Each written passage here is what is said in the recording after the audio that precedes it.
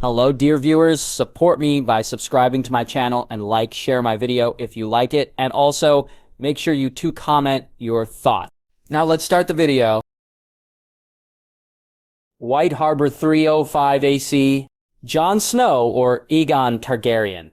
He walked nervously down the steps, each one bringing him closer to her cabin. Jon could feel his heartbeat more keenly now than he had since he'd been brought back. Ever since the first time he'd seen her, it had felt as if he was learning to live again, the shadow that had been over him since his return fading more and more each day. Each time she'd smile at him, look at him, when she'd say his name, all of it only making him feel more alive than he had since he had returned from the darkness. Melisandre had brought him back, but he'd not been alive. Not truly. Not then, and not when Sansa had arrived, or even when he'd taken Winterfell back. Apart from when he was fighting, or with Ghost, he'd felt almost as if he was a shell of a man, who or what he was before, feeling like it was someone else's life. Arriving on Dragonstone, though, stirred something in him. Seeing her stirred something in him. This tiny little woman, who had brought dragons to life, and who controlled an army the likes of which he'd never even imagined, stirred something deep within him. That she was beautiful was obvious. That he was attracted to her was something even he couldn't deny. Though deny it he tried. Not that Davos had believed him. Seeing her on the dragon, the look in her eyes when her son fell, and then seeing her look at him that very same way when he told her to leave. Were he not already lost then, he would have been then. The heart that now threatened to burst from his chest, no longer completely his alone anymore. He moved to the door and reached his hand up, almost knocking without thinking. Before he knew it, the door opened and she was standing there looking at him. Those eyes, gods, those eyes, he thought as he stood there. His own not able to look away from hers, and then before he knew it, he was inside the room and the door closed behind him. "Why have you come here, Jon Snow?" she asked, her voice playful, and yet there was some nervousness there too, which surprisingly calmed him somewhat. "You know why I've come," he said, as he moved forward a step. "Do I?" she asked, and he saw the small curl of her lips, the nervousness no longer there. "You do," he said, as he moved forward, his arms going around her and pulling her tightly toward him. "You presume much, Jon Snow," she said, her eyes now alight and flickering when he didn't answer with words, his sudden movement catching her by surprise, and he felt her breath hitch in her throat as he kissed her. The kiss was deep and passionate, and when he moved his lips away from hers, the look in her eyes was enough for him. Jon, feeling himself harden almost immediately, he moved her to the bed and began to undress her. The wolf in him demanding he moved much faster, and the dragon that she was, daring him to do so. Yet he took his time, kissing every inch of her exposed skin, and when finally she was naked in front of him, he moved back to look at her. "You look like a wolf who's about to devour its prey. Jon Snow," she said, her voice seductive, yet once again. There was an edge to it, a nervousness, and he wasn't sure why that was. Did she think she displeased him? That the sight she presented to him wasn't the most incredible he'd ever seen? If she did, then she was very much mistaken. He almost licked his lips as he stood there taking it all in. Her body was perfection itself, and the wolf in him did wish to devour her. For now, he allowed it to be done with just his eyes, seeing the smirk on her face when she realized he was appreciating the sight before him. "I am a wolf," he said as he began to undress slowly.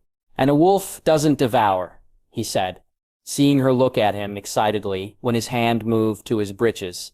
"A wolf savors," he said as he leaned forward and took her perfect nipple into his mouth.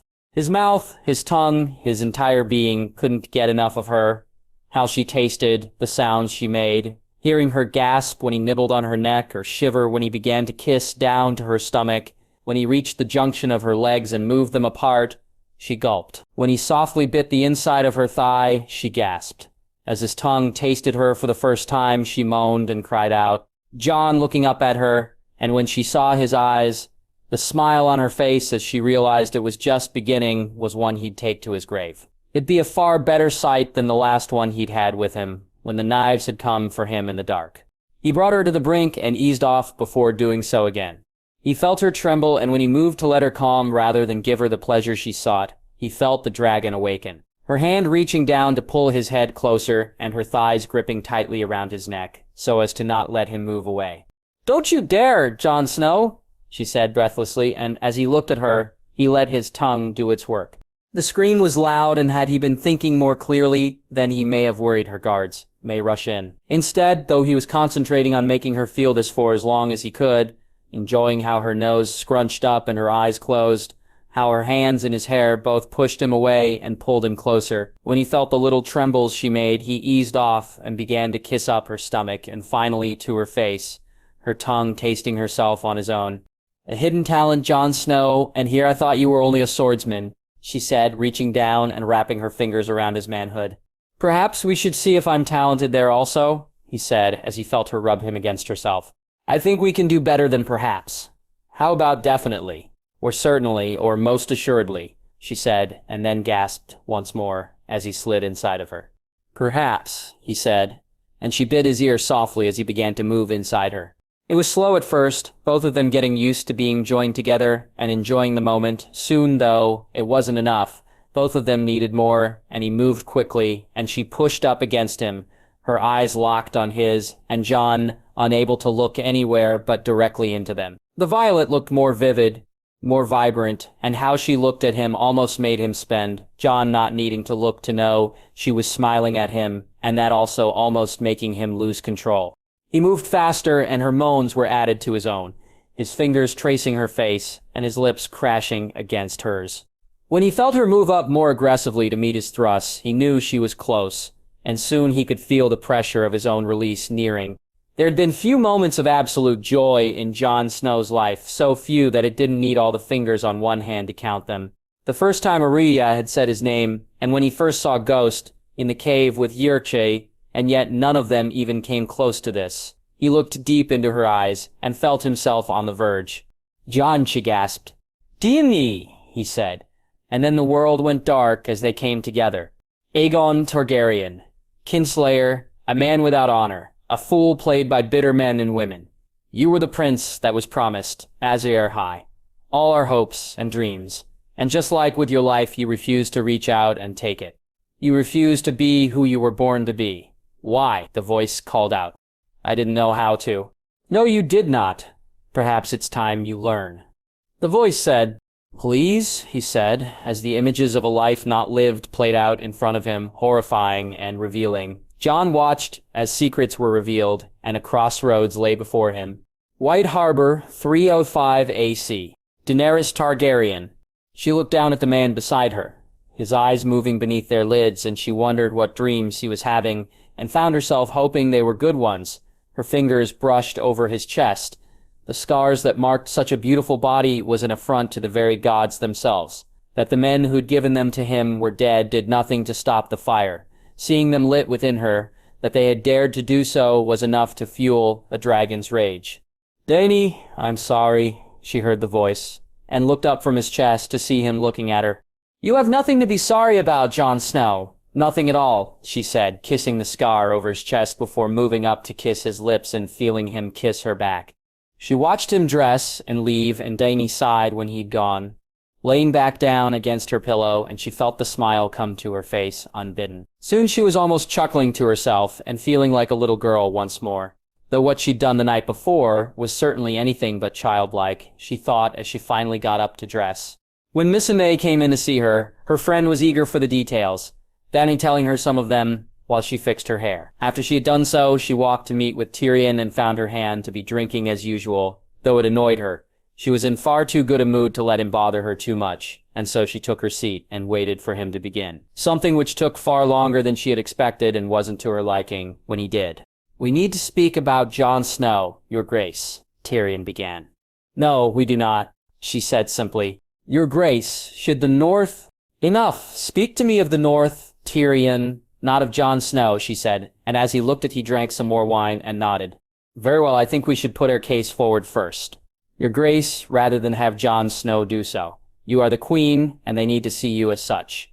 If Jon Snow speaks for you, then it diminishes your power," Tyrion said. "Does it? Would it not be best for Jon to speak for me? They are his people, after all," she asked, and Tyrion shook his head. "They are your people, my queen. They need to know you've come here to help. You can tell them better than anyone else, and they must see you as the queen you are," he said, and she nodded. "We tell them what we've brought to them, and why we've come to help, and then they'll see you for what you truly are. Which is, she asked curiously. The Queen Westeros needs, he said with a soft smile. Very well. When do we arrive at White Harbor? She asked. Sometime today, he said, and she smiled at that. Jon had been so eager to see his home again, to see his family once more. Good. We march immediately. I wish to be in Winterfell as soon as possible, she said, and got up from her seat. About Jon Snow, Tyrion said, and she shook her head and glared at before she walked from the room. She knew she'd need to have that discussion at some point, but she didn't wish it today. Surely he could allow her one day to be happy for once in a life that had been bereft of it. Walking to the deck of the ship, she found him standing there, looking out on the sea in front of him. DeFoss stood beside him, and Jorah a little bit away, all of them looking north. Just looking at how he stood, she found herself smiling as she imagined the brooding look on his face. Something Missandei noticed. Thinking of many things, my queen, Missandei said cheekily, and Dany couldn't stop the laugh which came from her. The noise startling the three men in front of them. Your Grace, Jorah said when he saw her there, and she saw Davos nod before he said the same. Though her eyes soon found Jon's, and she thought they looked a little odd. The dark gray almost seeming to have some color in it. Your Grace, Jon said with a small smirk on his face which warmed her heart. The color in his eyes no longer there, and she thought it was maybe just a trick of the light. Teaching others to brood Jon Snow, she said, and caught the chuckle from Davos. Not at all, you Grace. I find some things are unable to be taught. They're more an acquired talent, he said, and she almost gasped when he licked his lips. She looked at him and saw how he looked back at her, and she felt the flush on her chest. His eyes the same as they had been when she'd been naked in bed the night before. The same fierceness and ferocity in them, and that little sparkle of color seemed to be back once more. Lord Tyrion tells me we'll be arriving in White Harbor soon, she said, trying to compose herself. Aye, we'll see it within the hour, Jon said, and both Davos and Jorah looked to him surprised. How can you be certain? She asked curiously. I'm of the north, your grace. I feel it, he said cryptically. He was right as it happened, and by late afternoon they'd arrived. Lord Wyman had already left to go to Winterfell, leaving them to be welcomed by his youngest granddaughter, a green-haired girl named Willa. My king, White Harbor is yours, Willa said, and Jon shook his head. Just a lord, my lady. May I present her grace, Queen Daenerys Targaryen. Jon said, and the woman nodded at him and curtsied as she looked to her. Your grace, welcome to White Harbor, Willa said, and Dany smiled at her before taking a step forward. I thank you, my lady. Lord Snow has told me much of your city and of your family. I'd only wish I could stay longer to hear more of it, but we must travel and make preparations, she said, seeing Tyrion smile. Of course, your grace. They set out the next morning. Rosier and Drogon flying over them on the road, and it was on the journey that she began to notice it. While not distant, far from it, there was something different about Jon, something that she couldn't quite put her finger on. He seemed to stand stiffer, straighter, and to look around her more, at Tyrion especially. When he wasn't with her or training, something he did every morning and evening, he spoke to Davos, and by the time reached the first castle, House Serwyn, Jon told her she could bear it no more. Sir Davos, may we speak? She asked, as she rode beside him. Of course, your grace, the older man said. The kind smile he always wore around her, something which put her at ease. Sir Davos, is there something wrong with Jon? She asked, worriedly. Other than he's far too careless and keeps running into bloody danger, you mean? Davos said, and she chuckled. Other than that, she said. Not that I'm aware of, your grace, he said. He seems, I don't, it's just... He's focused, your grace, on the north, and how they may react to your presence and to their new situation, Davos said. He thinks they'll be unhappy? She asked. They're Northmen, your grace. They're always fucking unhappy, Davos said. Forgive me, your grace. Still parts of Flaybottom I've not smoothed out yet. There's nothing to forgive, sir. Does Jon have a plan to deal with their unhappiness? She asked, slightly worried. I believe so, your grace, Davos said with a smirk, and before she knew it, they'd reached the gates of the keep. The welcome they got was polite, if not friendly. No one saying anything untoward to her or her men, though she noticed the looks she got were anything but welcoming. Not that any of the looks directed at her could match the looks Jon aimed at them. The scowls he gave them and the glares he shot at some were more than enough to make them wither under his stare. It warmed her to see him so protective, her wolf, she thought, and then smirked. Was he hers? She hoped so. She knew she was his, if he'd but just tell her he wished it so. They had lain together twice more since the boat, both times being just as good as the first, and leaving her eager for more and yet satisfied at the same time. Something she was glad to hear him say, also, when she asked him the third time, as they lay in her bed in Castle Serwyn. Do you enjoy it? She asked nervously. You think I'm that good a mummer, my queen? He asked with a smirk. No, but you never speak of what we do, she said softly.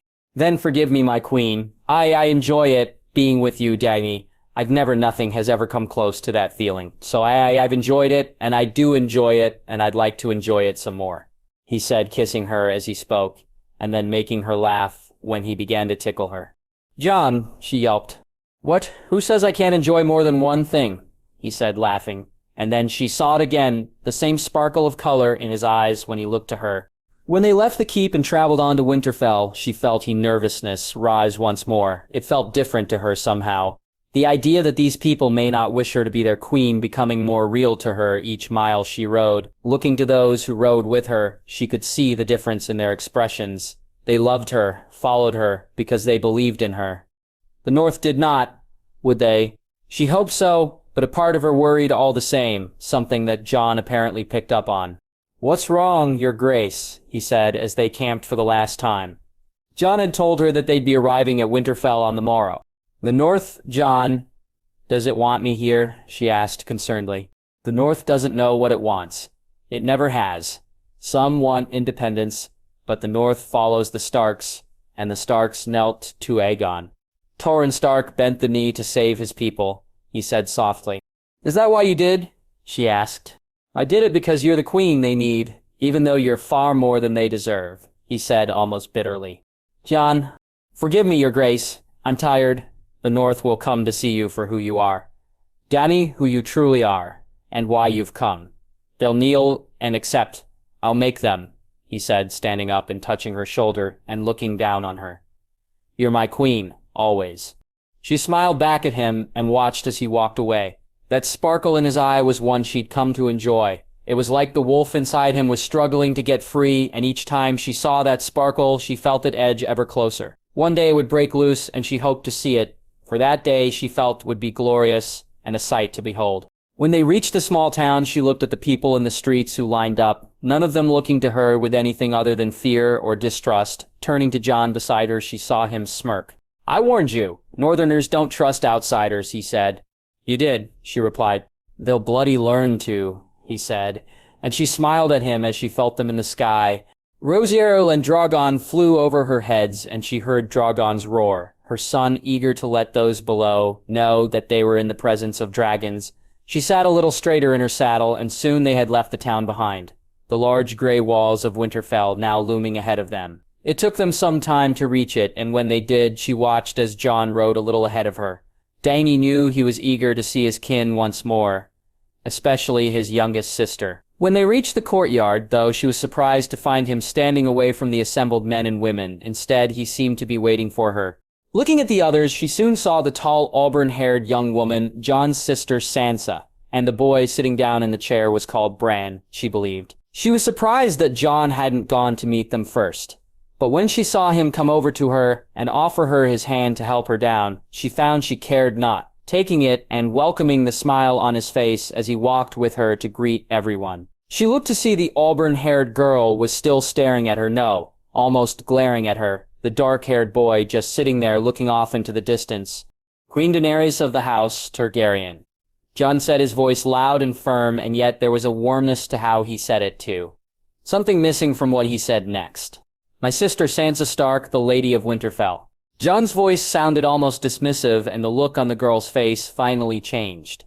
Thank you for inviting us into your home, Lady Stark. The North is as beautiful as your brother claimed, as are you, she said with a large smile, hoping to diffuse tension in the way Jon was looking at his sister, and she at him showed there was some. Winterfell is yours, your grace, Sansa said almost contemptuously. We don't have... Bran said. Enough, Jon said loudly. I'd expect a better welcome from a lady of a great house. Sansa. We need to talk. Forgive me, your grace, Jon said, and Dany nodded as she watched him and Sansa. begin to move. Jon stopping to say something to the boy in the wheelchair. As Jon and Sansa walked from her view, a man stepped forward, his eyes a little more friendly to Dany's mind, at least. Your Grace, perhaps if you would like to follow me, will see yourself and your men situated. The man said softly. Of course, she said, and almost as soon as she moved, she heard the grumbling begin from the men and women in the courtyard. Winterfell 305 AC. Aegon Targaryen, what he'd seen, what had been done, God's what he'd done.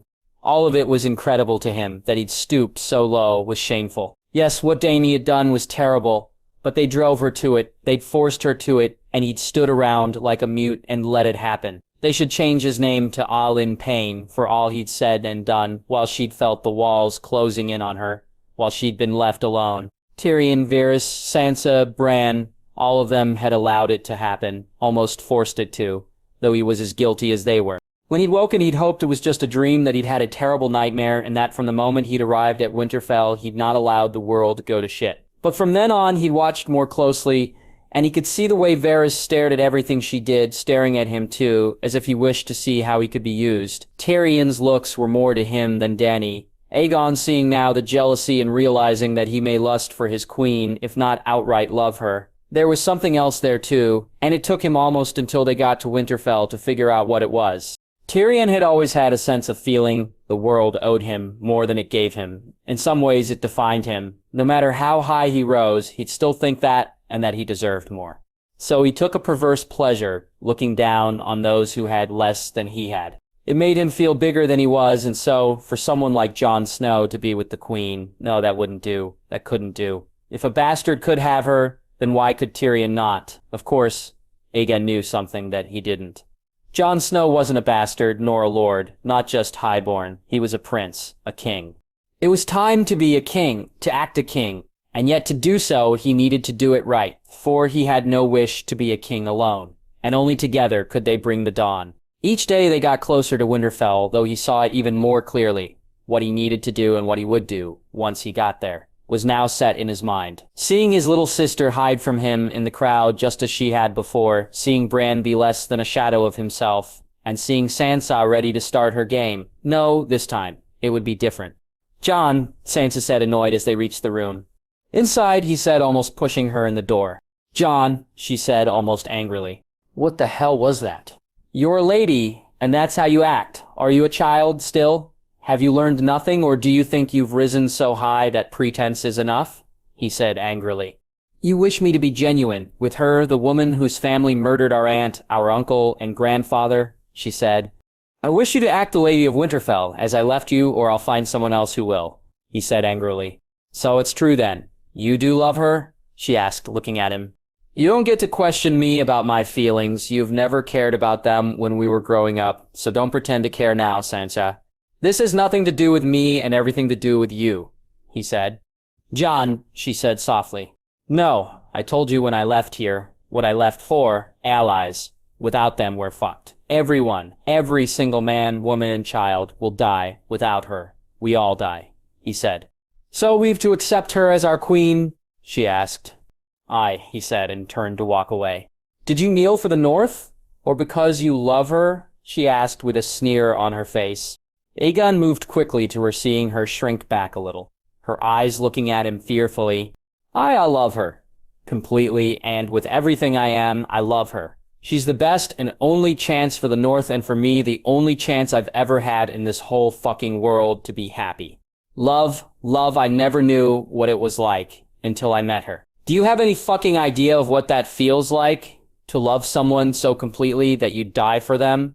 Kill for them? That from the moment when you wake in the morning to when you sleep at night, they are who you think of. He shouted, not hearing the door open. No. Sansa said a little sadly. Then don't speak to me of love. You have no fucking idea what you're talking about. I love her, and yet I've brought her to the most dangerous place in Westeros. To fight an enemy I don't know if I can beat, all to save you and the rest of the North. I love her, and I'm willing to that. Don't question my loyalty to the North. Sansa, ever and never speak to me of love again. He brushed past Brienne, almost knocking her to the ground as he stormed from the room. Moving out through the hallways, he found himself walking through the courtyard. When he saw the door, he almost ran through it, feeling the cool air on his face as he entered the crypts. Out. Begone. You don't belong here. You are no Stark. There's no place for you here. The voices in his head had always been jumbled, though he could hear them clearly now. Two, only two, his and hers. Carolyn Stark's overlapping with his own. He knew the truth now. In her own way, she was right. He wasn't a Stark, and yet he was too, or at least he had been. Jon Snow was dead. Jon Stark had never had the chance to live. Now, as he passed the Kings of Winter, he did so as neither. Kill the boy, Jon Snow, winter is almost upon us. Kill the boy and let the man be born. Aemon had told him the man he hadn't known was his kin, giving him the best advice anyone in his life had ever given him. As he stood now in front of her statue, the boy was truly dead. Only the man stood there now, and the man was not a Stark, not a Snow. He was a Targaryen, Aegon as his mother had named him. I never knew, I'm sorry. I wish I'd spent more time here with you. Forgive me, mother, he said. His voice barely a whisper. He sat down facing the statue and leaned against the wall, the tears falling from his eyes freely as he wept for the life he could have had. Would she have loved him, held him when he was hurt, sang him to sleep, and told him everything was going to be all right when he was scared? What kind of life would he have had if she'd lived? A better one, he believed. Just knowing of her would have made his life better. As he sat there, he saw it. The base of the statue different than the others around it. Moving forward, he began to check around it, and when he reached the back of it, he found the gap. He used his knife to open it and saw then the chest which he dragged out and closed the base. He broke the lock to see what was inside, and almost immediately the tears began falling once more. The letters, the papers, the cloak, and the harp, all of it there, along with one more thing. A dragon egg, black and red in the colors of his house. Slamming the door of the chest shut, Aegon jumped up and moved to the statue of his uncle, the man he had thought his father and had believed to be the most horrible man he ever knew. Why did you hate him so much that you couldn't bear? I was his son. Did you love your friend so much that you'd rather I suffered under a lie than lived with the truth? You had this, all these years you had this, and you kept it to yourself, wherever you are. I hope you suffer, for you're no kin of mine, he said, storming away. He made his way to his room, the chest still in his hand, and he wondered how to keep this from everyone. Not the truth of who he was, but more what was in the chest. Seeing Davos, he walked to the older man. He was one of the very few he could trust, and he asked him to come with him. The two of them walked to his room. Once inside, he showed him what was in the chest. Looking on as Davos read the letters which explained who he was, while Aegon looked at the egg and lifted it, feeling its warmth and the movement inside. Fucking hell, Davos said, and Aegon laughed. Fucking hell pretty much sums it up, he said. This, you're the rightful. Dany is the queen. She deserves to rule, he said. Jon Iacod, he stopped, when Iacod put his finger to his lips. Jon, this is... I know, but Dany is the queen the realm needs. Davos, I know this to be true, he said, not elaborating. There is another solution, Davos said, and Aegon smiled. I'm well aware of it, he said, and when Davos saw the look on his face, he began to chuckle. Thank fuck for that, Davos said, laughing a little more. You need to tell her, Jon, all of it. I will, but not here and not yet. First I need these stupid fuckers to accept her, he said. You have a plan for that? Davos asked. I do, no matter what happens, what I do or say, I ask you to trust in that, he said, and Davos nodded. I always do, Jon, Davos said as he stood up. Can you see that's protected? He asked, pointing to the chest before taking out the letters that proved who he was. I'll see it done. This meeting should be interesting, Davos said, and Aegon laughed, catching him by surprise. At the very least, he said, the man shaking his head and laughing to himself as he left the room, carrying the chest. Winterfell, 3:05 AC. Dany. Her welcome had been as cold as the weather, and most of that coldness had come from Jon's sister. While the room they'd given her was, according to Tyrion, the same one that Robert had been given when he visited. Something she didn't take too much comfort in. That had been the only bit of deference she had been given. To find out that her people, too, had been given a cold welcome did not improve her mood, nor did the fact that it seemed that for now, at least, Jon had left her alone. Lord Rhys, she asked, surprised, when the man came almost running into her room. Forgive me, my queen. I had some news I wished to share, and felt you needed to know it urgently, Varys said. Has something happened? She asked worriedly. No, nothing truly. However, it seems Lord Snow and his sister had quite the argument. Apparently, he was most displeased with your welcome. Varys said, and Dany felt herself long to smile, though she hid it as best as she could. And Lady Sansa is most displeased with her brother, my queen. They were still speaking when Tyrion and Jorah arrived. Missandei and Grey Worm not long after. As they were readying themselves for the meeting ahead, and what way to approach it, Dany heard the knock on the door, trying not to smile when Jon walked in and then unable to when she saw the look on his face. The pained look he wore which told her that he brought bad news. "Forgive me for interrupting, your grace," he said politely, as ever. "No, that's quite all right, Lord Snow," Tyrion said irritably, and she glowered at her hand. "I have some news, some bad news, and really some terrible news also. I felt it best that it was said in private as opposed to how my brother wished to say it. Though soon enough he'll say it anyway," he said as she looked at him. "Jon, what is it?" she asked. "The wall has fallen, your grace. The army of the dead marches through it," he said to gasps. "How?" Tyrion asked, and she saw Jon's look grow even more pained as he looked to her. "Viserion," he said softly. "I'm sorry, my queen." She felt her heart threatening to burst from her chest. Missandei moving towards her, and then she felt arms around her as she began to cry. Words being spoken as they held her tight and allowed her to sob against something firm and unyielding. When she felt she could cry no more, she looked up and saw it was Jon who held her. His eyes focused on hers, and when he kissed her gently, she moved closer to him. Needing to be held and glad he had not waited to do so, "Come with me," he said, and she shook her head, not wishing to leave the room or his embrace. "Dany, trust me." She put on her coat when he handed it to her and followed him from the room, her advisors standing looking at her and Jon just nodding at them.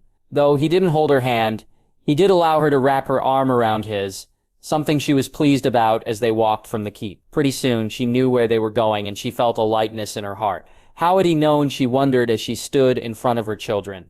Jon standing back while she went to Rhaegal and Drogon. The dragons could feel her sadness and Dany allowed their warmth to comfort her. The idea that her gentle son was now in that monster's hands, that they would have to face their brother more than she could bear. She felt Jon's arms around her when she began to cry. Drogon and Rhaegal hadn't even moved when he'd come to her, something that had she been thinking more clearly may have preyed on her mind. "We'll fix this, Dany. We'll give him the peace he deserves," he whispered in her ear. "I don't want to have to fight him, Jon. Losing him was bad enough. The thoughts of—" "I know. I'm here for you, Dany.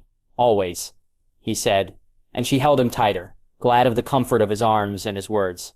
They walked back to the keep, Dany watching as Jon looked to Rhaegal, and the green dragon seemed to stare back at him. She found Missandei and Grey Worm, along with Tyrion and Varys, none of them looking pleased. Stepping away from Jon, she almost felt like a different person, as if Dany was still standing with him and Daenerys had moved away from him. It was a strange, discomforting feeling, but she didn't have much time to ponder on it. "What is it?" she asked. "Lady Sansa has called a meeting. The North knows now about the wall," Tyrion said. "Good," Jon said simply. "Is it?" she asked, turning to him. "Do you trust me?" he asked, looking at her and she nodded. "Then trust me here," he said, and she looked to see Tyrion, looking at him with anything but trust in his eyes, while Varys looked intrigued. "I will," she said as she turned to walk away, her advisors walking with her. As she walked into the keep, she felt it, the looks from the Northerners even more unfriendly than they had been. Looking to Missandei and Grey Worm, she felt they were getting even worse stares than she. "Have the people been welcoming?" she asked. "As much as can be expected," Tyrion replied. "I was speaking to Missandei," she said, stopping to look at her closest friend and seeing her shake her head. By the time she got to the Great Hall, she was angry. She was used to people looking at her contemptuously. She'd had it all her life, but she'd not have it aimed at her people, especially since they had come to help the North because of her. She looked around the room and saw Jon speaking animatedly to Davos, Sansa sitting at the table, looking angrily at him before schooling her face. When she caught Daxley's eye, taking her seat, she waited until Jon sat down, feeling her anger recede somewhat when he grabbed her hand and gave it a gentle squeeze. "As soon as the wall fell, I called all our banners to retreat to Winterfell.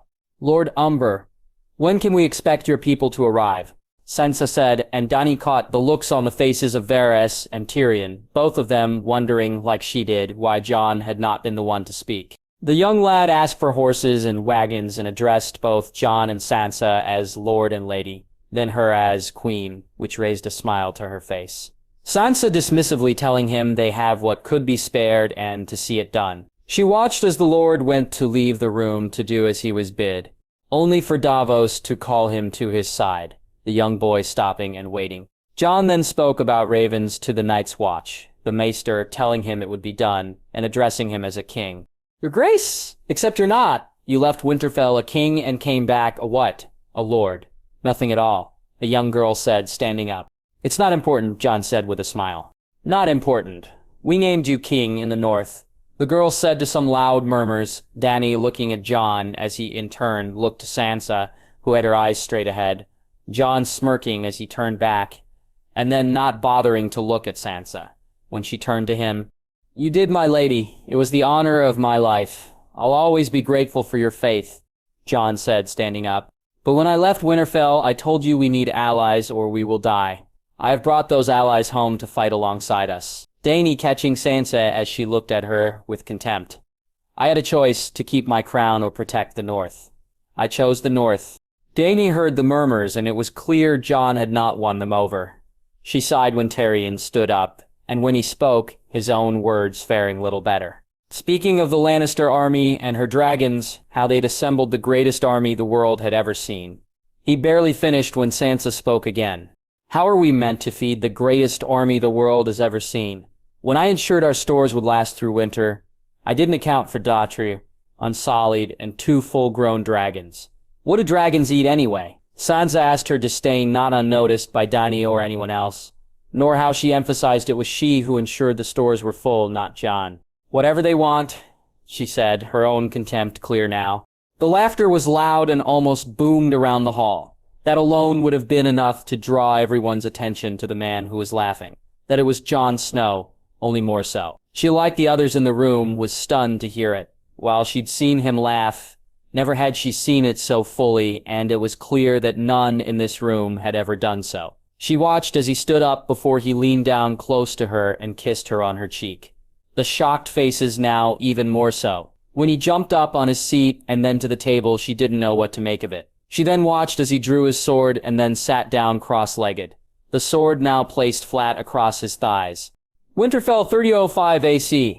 Aegon Targaryen. When he arrived at the hall, he spoke to Davos to tell him what to do, the man saying nothing, and Aegon knew he would do as he bid. Something proved a few moments later when Sansa did exactly as she had. He played his part well. It was almost like reading someone else's poorly written words, seeing the stupidity of what he had done and said even more clearly as he did so. When Tyrion tried to do his best, Aegon had sighed. It seems he was not alone in being stupid. The dwarf's words only making things worse. It was when Sansa said her own that he couldn't play the fool anymore. Dinah's answer to her making him laugh as he found it the funniest thing he'd ever heard. His fierce dragon queen putting the southern fish in her place, Aegon leaned down, deciding to kiss her on the cheek and not the full-throated kiss on the mouth he may have done. He wanted them primed, not rolling around on the floor, shocked. He jumped to the table and pulled Longclaw from its scabbard, and then sat down, the sword across his legs, making his meaning clear. To bear steel was a clear sign that he considered none of them guests here this day. He could see lords look to one another, Davos looking at him confused. Nodding to the man, he looked to the rest of them. The little she-bear had been harsh, but true. He bore her no ill will for what she said, nor would he for whatever choice she made. It just wouldn't influence his. His mind was clear, and on this, he was in the right of it. He owed the North nothing, and if they weren't careful, nothing is what he'd give them. Aegon sat silently for a few moments before he spoke, the words in his voice far different than it had ever been. What is the duty of a king, my lords? My ladies? The first and last duty of a king, what is it? He asked, silence. He watched them as they looked from one to another, each of them looking as confused as the next. Is it to wear a crown, or to save his people? To be called your grace, or to see that every man, woman, and child under his protection benefits from that protection? Does a king not have an obligation to his people, even when his people are fools or blind, even when they want what they cannot have? Does a king then not have an obligation to stand up and say, no, that's not how the world works? He looked around at them, yet none would answer, not one of them daring to speak, be it because of his words, his tone, or the bared steel on his lap. An army of dead men is coming towards us with one goal, the end of life. Not just yours or mine, but your children, your wives and husbands, your friends and family, everyone you know and love, and even those you don't, he said with a chuckle. The Night King and his army care not, each of you is meat, and he means to devour you all, he said, jumping from the table and standing up. He twisted the sword in his hand, the light in the room catching the ripples in the blade. You all name me your king. Place the responsibility for your lives on my shoulders. I never asked for it, never wanted it.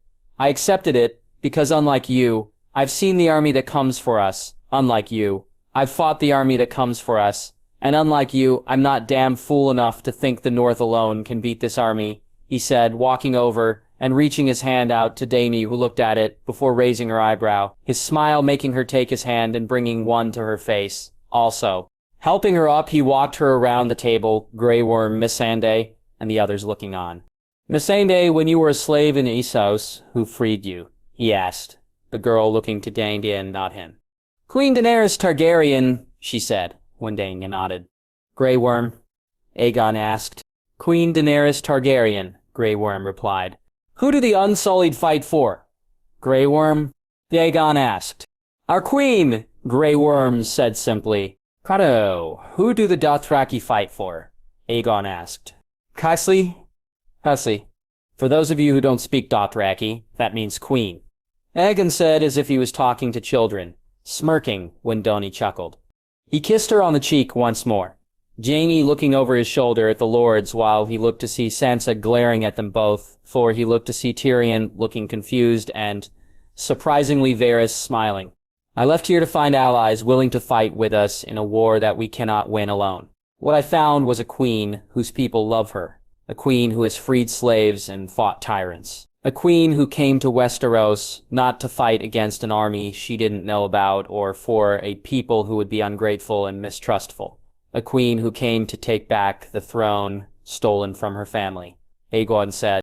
He looked deep into her eyes, trying to tell her with his own just how much he meant everything he was saying, and hoping she understood. A queen willing to put something she had hoped for all her life on hold to come to a land, not as a conqueror but as a savior. A queen that none of you are worthy of, he said to shocked gasps, hers included. He saw as she did when Sansa rose to her feet. Moving quickly, he slammed his sword hard down on the table, the sound reverberating around the room. Sit down before I sit you down, Aegon said, and Sansa almost fell into her chair. I convinced this queen to come here rather than go for her throne. I convinced her that you were worth it. The North was worth it. I foolishly believed it, so ingrained was it in me that the North was different, better, more honorable. But what did I find when I got here? The Glovers retreated like the traitors and cowards they are, and the North welcoming ally with suspicion, doubt, and disdain. Lord Snow, I must protest, Jon Royce said. Must you then do so far from my sight, for I have no time for you or your protests? I've no time for any of you. I brought you the greatest gift the North could ever hope for. I brought you a chance to see another day. The chance to live through what comes for us all. Your pettiness, your mistrust, your fine, northern welcome has left me but one choice. He saw how she looked at him in confusion and then delight when he kissed her lips. The room and world beyond the two of them lost to him as he did so.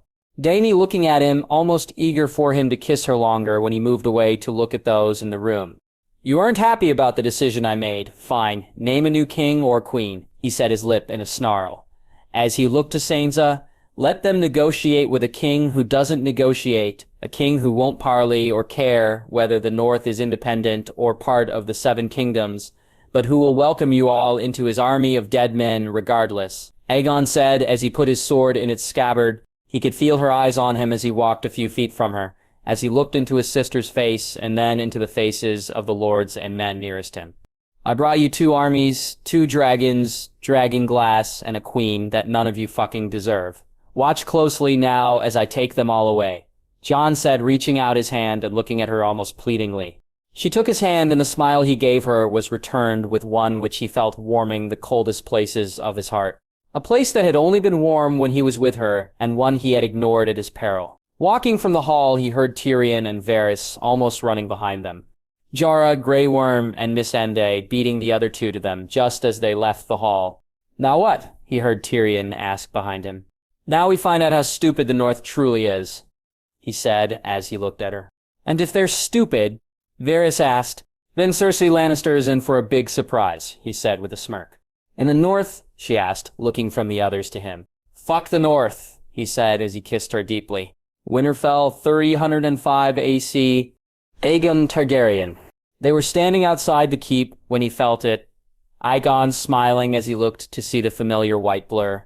Moving away from Dany, he raised his hand to tell them not to worry, and then a moment later he was knocked to the ground. Ghost's tongue on his face had him laughing loudly, the sound echoing around the courtyard, and when he looked up, he saw Dany looking at him curiously, while others looked warier. "Come, boy, there's someone I wish you to meet," Aegon said, wiping his face only for the wolf to lick him once more. Rising to his feet, he put his hand in Ghost's fur and moved towards Dany, giving Grey Worm and Jorah look to put them at ease. "Dany, this is Ghost, my dire wolf," he said, and looked on eagerly as Dany put her hand out. Ghost sniffing it and then giving it a lick, which made her giggle. When Ghost moved to push her to the ground, Aegon moved forward to stop him, the wolf giving him a look which he knew all too well. "Rub him. He particularly likes it here," he whispered in her ear, as he rubbed Ghost behind his. Aegon stared at her face as she began to rub the wolf, Ghost leaning into her touch, and he felt so happy that his truest friend accepted her so easily. "He's so soft, Jon," Dottie said, looking at him, her eyes alight as her hands moved over Ghost's fur. "Aye, he is. Don't let the softness fool you, though. He's just like Drogon or Rhaegal. He can be deadly when he wishes to be. Can't you, boy?" he said. And Ghost just gave him a look that had Dany laughing louder. "If I didn't know better, Jon Snow, I'd say your direwolf just snorted at you," she said. And he smirked, knowing Ghost had done just that. They were standing there when Davos walked out from the hall with Ned Umber, the boy, looking at him with worry in his eyes, while Davos had an annoyed look on his face. It was the boy who spoke first. Aegon looking down at him and seeing he was shaking a little. "Do you really intend to leave my lord?" Ned Umber asked. "My queen is not wanted here, Ned, so I'll leave. Before I do, though, I'll see you and yours safe. You have my word on that," he said, and the young lord looked at him both relieved and with something akin to wonder in his eyes. "I'll see to the wagons and horses, Lord Snow, your grace," Ned said, running off. "How goes it in there?" he asked Davos. "They don't believe you. They want Sansa as their queen. They think you'll change your mind. Some think you're a traitor to the North." What was the old Bloodraven song again? 1,000 eyes in one. Well, the North is worse than the free folk. 1,000 voices in one, Davos said. "Sansa's being the loudest, no doubt," he said bitterly. "Sansa is a better politician than I. Jon, she never says out loud what others can say for her." "What are you going to do?" Davos asked. "Exactly what I told them I would. My queen, can you order your army to make ready to depart? It seems my lesson hasn't been taken to heart." Aegon said, "And should it not be, Jon, will you leave the North?" she asked. "I'll see to those who deserve to be helped. The rest can deal with the fucking Night King for all I care. If you'll forgive me, I'd like to say goodbye to my gods. I may not get a chance to do so here again," he said, walking away. He looked to Ghost and motioned to name me, the wolf taking up position by her side as Aegon walked to the Godswood. Entering through the gate, he felt a sense of peace. He hadn't felt in some time, and soon he was kneeling in front of the heart tree. The old gods were silent, usually, that was, but not anymore. Since he had woken from the vision on the boat, he'd heard them whisper at the corner of his mind. Now they were shouting, "Teach them. Let them learn the truth. Protect our people. Even from themselves, Aegon." He sat back and took out Longclaw. Finding the cloth that his uncle used to clean ice with, he began to do the very same thing. His mind rushed through the thoughts of what he would do. He couldn't force people to come with him, even if that would make things far easier. Aegon knew also that, if he left the North, he left them to their deaths. As angry and frustrated, even as downright bitter he was at so many of the people around him, he wasn't sure he could do that either. Standing up, he put Longclaw back in his scabbard. He'd still not resolved what he would do, though he knew it would be people he saved. The lords could go fuck themselves. Sansa could go fuck herself. He looked at the face in the tree, the scowl probably matching the one on his own face, and then he turned. He'd heard her from the moment she'd entered into the Godswood, though he wondered if it was because he'd actually come here to wait for her, that he'd been so much more alert than last time. "You used to be much taller," she said, her face bereft of any emotion. "How did you sneak up on me?" he asked. The words not his own, but he needed to know if she was his little sister still. "How did you survive a knife through the heart?" she asked. "I didn't." When he saw her smile, gods, it was as if he was a boy again, and she, the little girl he loved most in the world. He grabbed her when she ran to him, feeling her arms around his, and knowing now what he didn't then. So he held her for quite some time. He fought the tears and held them back, and then his facade broke. Damn them all. She was his sister, his partner in crime, underfoot by name and nature. The one who looked like him and felt like him. Arya was an outsider here, just like he had been, just like he was once more. "I missed you, little sister. I missed you so much. Forgive me." "Please," he said as he let her down. Arya looking to his face and seeming shocked by the tears in his eyes. "Jon, I should have come for you, found you. I should have looked for you. I'm sorry, Arya. I'm sorry," he said, and she hugged him again. Osier, barely hearing the words she said in his ear. When he let her down a second time, he looked to see the sword on her hip, his gift still with her after all these years. And he felt his heart still for a moment. "You still have it?" he said, watching as she took it out and presented it to him. "No," she said happily. "Have you ever used it?" he asked, knowing the answer. "Once or twice," she said, almost worried that he'd condemn her for it. "Better them than you, little sister. Remember that, always," he said, smiling at her, surprised to see the smile she gave him back was a full one. He took out Longclaw and handed it to her, seeing the eager look she gave the sword. "Valyrian steel," she said, her voice not one he expected. There was no wonder, and he remembered that little girl he loved was not fully who she was now. "Too heavy for me," she said as he took it back. He reached out and touched her shoulder. The time had come to find out the truth. Was the girl in front of him a wolf, or had she died in Bravos, or Harrenhal, or even way back in King's Landing? "Where were you before? I could have used your help," with Sansa. "She doesn't like your queen, does she?" Uriah said, looking at his hand. "Sansa thinks she's smarter than everyone," he said simply, though he once again felt his heart still. "She's the smartest person I've ever met." Arya said, and he closed his eyes and sighed. The girl was gone, and this stranger had taken her place. The Starks had truly died when they went south. "You're defending her, he said with a small laugh. "I'm defending our family." "So is she." "I'm her family too. Don't forget that," she said, hugging him, but he pushed her away. The look on her face one of surprise. "I never have. I'm the only one of us who hasn't." "You think Sansa is so smart that she cares for our family? Truly, she's the smartest person you know? Then my little sister needs to expand her circle because she's been spending her time with idiots and fools," he said angrily. "Jon," she said as he moved away, turning his back on her so he could gather his thoughts. "When she arrived at Castle Black, I thought she was broken.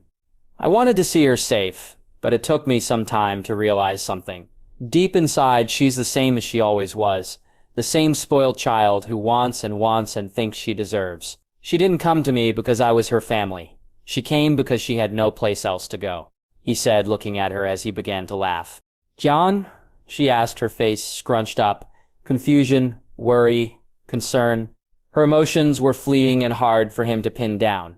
"The damnable thing about it was I didn't even see her. I saw you and the idea that it could have been you, not her, who came to my gate, who that monster had." "It wasn't," she said softly. I fucking know it wasn't.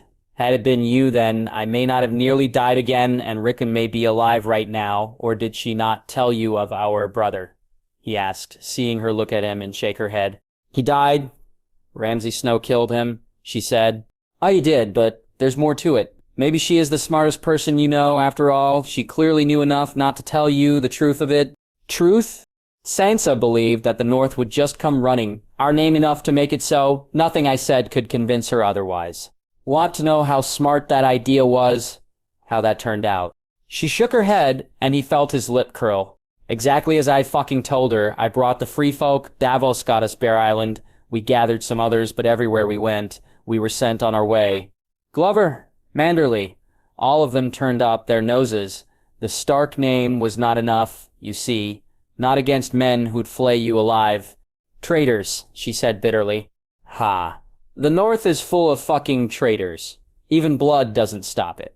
Or did Sansa speak up for me when I was trying to bring allies here to save the North? He asked, seeing her look to the ground. Not the first time she went behind my back. At least she's fucking consistent. What do you mean? When we were in Castle Black, she met with Littlefinger. He offered her an army, but she kept it and the meeting to herself. The night before we readied to fight. Guess what our sister said about our brother? This sister of ours who you say who defends family so diligently. Jon Snow. I said fucking guess, he said, startling her, and he saw her there once more. The little girl who'd curled up beside him in bed on a stormy night, who'd cried in his arms when she thought herself a bastard too. I don't know, Arya said softly. That Rickon was already dead, that we couldn't save him, that we shouldn't even try, he said, seeing the angry look on her face. That night I knew I'd likely die on the morrow. We didn't have the men, the fight was here, and we didn't have the men. The Knights of the Vale, she said, they rode for her, that you lost the Battle of the Bastards. Arya said, looking to him. I did. I took to the field with what I had. Came up with a piss-poor plan, but better than what I ended up doing. They dragged him out in front of me, held a knife to his throat, and then the bastard made him run. All our plans, all our chances of victory, relied on them coming to me. But when I saw my brother run, what was I supposed to do? According to Sansa, leave him to die. Is that defending our family? He asked angrily. No. So I raced to him. He was a few feet away from me when he fell, and the bastard had lured me out into the middle of the field. My horse died, and I knew it was the end, but I've died before. I'm just a bastard, right? What do I have to live for? He said, and heard her whisper. You're my brother, she said, though her words were barely heard. My men came for me, and then we were boxed in, and finally, when it looked over, the fucking Knights of the Vale came. The battle was won, and it was only my brother who had died. Do you want to know something funny, though? Something I only found out later? He asked. What? She asked. I fell under a mass of bodies and saw the darkness. I found the will to live from somewhere and fought my way back to the top. And then the horns sounded and the Knights of the Vale were riding toward us, he said, laughing. How is that funny? Because they only started to ride when I fell, not when we were fighting. Not when my men were dying, not when Rickon died, or not when we were being surrounded. They rode when I fell. What are you saying, Jon? She asked, looking to him. Later she apologized. She should have told me about the Knights, she said. Sorry, she said, as if that brings back the men we lost. Good men, men who fought for me, as if that brings back my brother. Defends our family, Sansa defends herself. And now she's going to have to, he said, moving away, and heading to the gate. Jon, Arya called after him. She doesn't like my queen. Good, she can fight without her. Without the armies she brings, the dragons she bring. She can fight without her, and without me. Maybe she has another secret force in reserve. We'll soon find out. Jon, Arya shouted as he moved further away. Aegon stopping to look back sadly at her. I should have gone to the ends of the known world for you. Arya, I'm sorry I didn't, believe me. I'll always be sorry for that. He walked out the gate to see some of the lords walk from the hall, enjoying the shocked look on their faces when they saw the Unsullied and Dothraki pack up their things. Aegon found himself whistling as he walked by them, the glares they gave him not even registering as he went looking for Dany. Winterfell 305 AC. Sansa! She couldn't believe it. It was just as Littlefinger had said, her brother. No, her half-brother had lost his mind and more between the Dragon Queen's legs. Lord Glover had put it in far cruder terms, and while she agreed with him, she'd not lower herself to say such a thing. Seeing Daenerys Targaryen in the flesh had left her unimpressed. This tiny thing had somehow managed to bring dragons, savages, eunuchs, and now Jon to her side. Cersei had the right of it. Tears weren't a woman's only weapon. The best one was between her legs. Sansa, though, wasn't like these weak men. She'd not be enraptured or denied. It was her that won the battle of the bastards. Jon had lost and would have been dead if not for her. Should she have held back longer, waited to be sure that he was? She hadn't wished to see him dead, hadn't wanted it, but the more she thought of it, the more it was looking like a mistake that she had not. Littlefinger had told her they'd name her queen, and she'd believed him. Surely they'd pick her father's true-born heir over his bastard son. She'd see that Jon was looked after. She had thought he could be the general in her armies. She would even name him Lord of something. Not the Dreadfort or anything too important. That may be dangerous, but she'd not see him out on the streets. Then she'd watched on in horror as it wasn't her that was named, or given her rightful credit for winning the battle. Instead, they'd named Jon, and for why? Because of what he had between his legs, and what she didn't. But then over time she'd heard the whispers too. Men calling her brother a traitor, and saying they should have named her queen. Even now in this hall men named her brother a liar, an oathbreaker, and a traitor to the north. Oh, not loud enough so Jon may hear. None of them were that brave. Some were calling the army of the dead and the Night King a myth, a way for Jon to exert control. Others speaking up about the Dragon Queen herself. She sighed when she heard Robb being mentioned, and Jon now being claimed to be just like him. Both of them were fools who'd lost their crowns because they believed themselves in love. Sansa knew better. Love was a myth, a tale told in books she no longer read or believed in. Love didn't compare to duty, and the words of her mother's house rang in her ears. Family, duty, honor. Jon had honor. He loved family. And he would do his duty, as would she. My lords, please. This is getting us nowhere, she said, her voice as regal as she could make it. My lady, your brother, if he leaves? Lord Wyman said. Jon would never leave the north, my lords. I have no doubt of that. Sansa said, assuredly. But Lord Snow just threatened to do so. You think that's a mummery? Lord Cerwyn asked. Jon loves the North, Lord Cerwyn, our family, Winterfell. He would never abandon us. This is merely a power play trying to get us to accept a foreign queen, she said.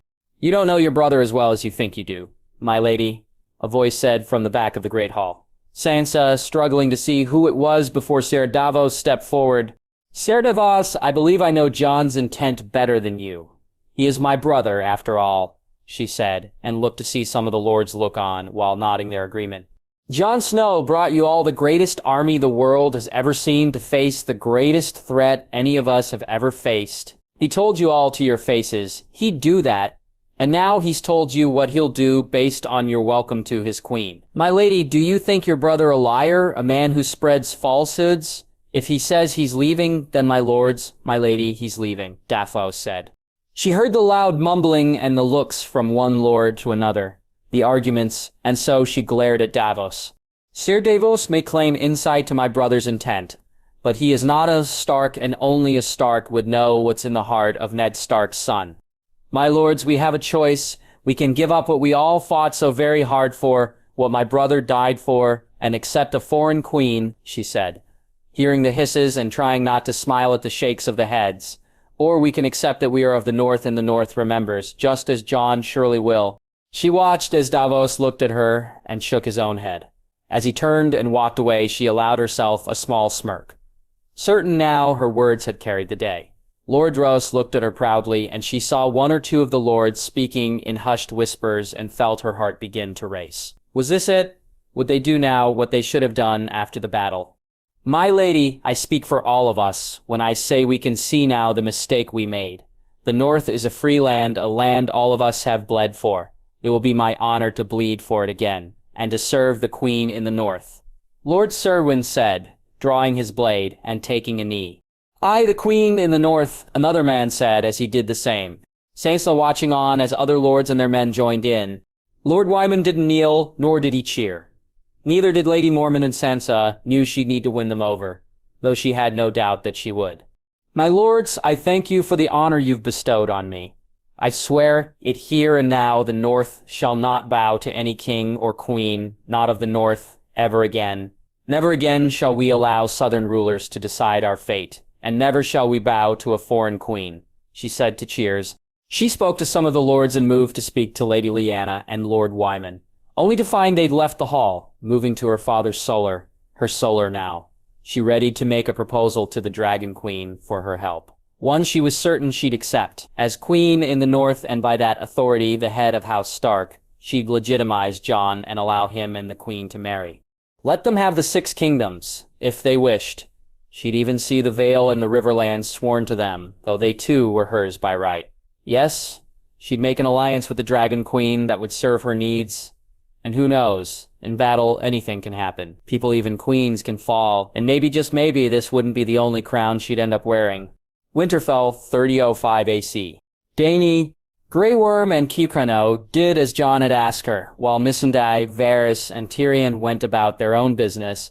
Varys was looking into events in the south, while Tyrion, she believed, went to ensure his wine was being loaded, something which irked her, but she allowed slip for now. Jorah asked her to come with her to meet a young man, the man responsible for saving his life, and Dany felt it was the least she could do before she left. Leaving, she didn't know how she felt about that. She'd lost a dragon to the Night King and had wished to see him and his army of dead men burn for it. Knowing now that he had her son enslaved, only fanning the fire in her heart even more. That Jon was willing to abandon his family concerned her, though seeing him tell young Lord Umber that he'd not abandon him made her see that he was doing this for her. She smiled as she looked down at the white wolf that walked beside her, the servants, guards, and lords all looking at her, and Ghost with shocked looks on their faces when they saw them walk together. She leaned over and rubbed her hand in his fur, and felt the wolf lean into her touch, a sense of peace and contentment that she usually only felt when she was with Jon. Soon relaxing her as they came to a library, a fat man sat at the table reading a book, and she looked to Jorah, who bid her forward, Ghost, though beat her to it, and she smiled when the man stumbled back in his chair and jumped to his feet. Jon, the man said, and she smirked, her eyebrow raised as she looked at the man and saw he was no more than a boy still. I've been called many things, but that may be a first, she said to a chuckle from Jorah, and she herself giggled, when Ghost pushed past the boy to lick at her hand. Forgive me, your grace, the boy said. There is nothing to forgive. You're the man who saved Ser Jorah when no one else could, she asked. They could. They just wouldn't, Jorah said from behind her. I'll have to make some changes in the Citadel when I take my throne. A great service merits a great reward, she said, smiling. She found herself almost laughing aloud when the man told her that he may need a pardon, turning to Jorah to smirk even more when she heard his crimes, book stealing, and the taking of a sword. From the Citadel? She asked, confused. The Maesters not know for weapons to her knowledge. From my family, it's been in House Tarly for generations. Would have been mine eventually. Anyway, the boy said, and yet she barely heard any of it. House Tarly, House Tarly. Gods, how did she not know? Why didn't Jorah tell her? This man, this boy, could there be another? Please let there be another, she thought to herself as the boy mumbled on and said words that barely registered. She had to know, though she feared the answer. She had to know. Not Randyell Tarly? She asked. You know him? The boy said, surprised. I offered to allow him retain his lands and titles. If he bent the knee, he refused. She said, trying her best to keep her own voice steady, her heart going out to the boy in front of her as she saw him almost crumble. Something he came ever closer to when he tried to play it off and spoke of his brother, Dany having to tell him even more terrible news. Your brother stood with your father, she said, her own voice choked. Now, thank you for telling me, your grace. May I? Of course, she said quickly, and watched as the boy hurriedly ran from the room. Jorah looking at her with sympathy, and yet it was Ghost who came to her. She felt the wolf grab her coat, and she went to brush him away, but he seemed insistent, almost dragging her with him. Looking from the wolf to Jorah, she felt herself frown before she began to move away, only for the wolf to practically drag her again. Before she knew it, she was following him, and were she not still so upset at her conversation with the boy, she now knew was Sam Turley. She'd have laughed. The wolf and Jon were like-minded. It would seem as she followed him to where her dragons were, only to find herself stopping halfway when she saw Jon Snow standing away from the camp looking at Rhaegal and Drogon. Your Grace, he said, turning quickly, even though she'd not made her presence known. Dany, he said a moment later, his voice soft and full of worry as he moved to her. She felt his arms around her, and were there not people surrounding him, she thought she'd cry against his chest. Jon seemed to sense this, and almost as if he was protectively shielding her, he began to move her, and then she found herself in front of her dragons once more. Ghost stood with Jorah some distance away, and she looked up to Jon, her eyes tear-filled as she could hold it no more, and began to cry. I didn't know, Jon. I didn't know he was his son, his brother. She felt his arms around her once more, the smell of him in her nose, the scent of him comforting her as much as his arms were. You did the right thing, Dany. Had I been there, I'd have killed them both myself, he said. And she moved her head from his chest, looking into his eyes to see if he was telling her the truth. You would? She asked hopefully. Rangiel Tarly made his son's life a living hell. But that's not why I'd have taken his head. He betrayed his liege, a house his own were sworn to for hundreds of years. Not only did he go against them, but he sacked their home. The man was no better than a Bolton. Jon said, his mouth curled up and an almost feral look on his face. His son? No better than his father. He took part, did he not? Jon said. And she nodded. Then he'd have lost his head too, Jon said. I burned them, Jon. I didn't take their heads, she said softly. Because you had no sword, now you have mine, he said, and she felt herself feel a little better. Besides, had I a dragon, then I'd have burned them too. She chuckled at that, though not a full of mirth laugh. It was the earnest way he said it, and then, before she knew it, Reimagined was beside them. Dina looked on, surprised as Jon, still holding her, reached out and touched the green dragon. The sound her son making one she knew all too well. Reimagined welcomed his touch. No, he seemed to almost yearn for it. Dany looked to her other son and could feel it in her head, the need, the want, to ride. And she wondered, could it be so? Could Jon be like her? Was he magic too? Giving the life he'd led, the death he'd suffered, she thought he was. Looking at him as he leaned against Reimagined's head, his eyes closed and her son's closed too, she had to know the truth. I think I wish to fly. Care to join me, Jon Snow? She asked, and he nodded without hesitation. She moved to Drogon, and Jon moved with her. Reimagined letting out an annoyed snort. Dany turning and looking to see Jon, seeming to say something to the dragon. No, Jon Snow. If you wish to fly, then you better find a different place to sit, she said as she moved away from him and looked on, excitedly. When after she'd climbed up onto Drogon, Jon did the same on Reimagined, and with a smile on her face, she took to the sky. Flying gave her great pleasure. Almost nothing in her life gave her more. Certainly nothing until she met the man who was now flying beside her. He was a natural, he showed no nerves, and the smile on his face matched her own as they swooped low and then flew high. Pretty soon they were chasing each other through the sky. When she quickened up, so would he, and as she slowed, he flew around her, taking Reimagined in a wide arc before coming back close to her once more. Then he pointed down, and she smiled as she followed him. Jon landing before she did. You've completely ruined horses for me, she heard him say to Reimagined. Her son's trill loud as he rubbed himself against Jon's hand. Walking with him, she looked around and found the place they were in to be beautiful. The large waterfall was like nothing she'd ever seen before. We could stay 1,000 years. No one could find us, she said, and saw him smirk. If it was with you, then it would feel but a moment, he said, and she felt herself still as she looked at him. The look he was giving her, one which she'd wished all her life to see. Moving to him, she kissed him and felt his tongue seeking hers out. Breaking away from him reluctantly when she heard the dragons behind them. Turning to look at them as they watched them both, the dragons seeming ready to judge if he was worthy of her or not. Don't be afraid, Jon Snow, she said, and felt the smile fall from her face, as he looked for the first time to her eyes to be almost terrified of something. Jon, I don't fear the dragons, Dany, only that what I tell you may change things between us.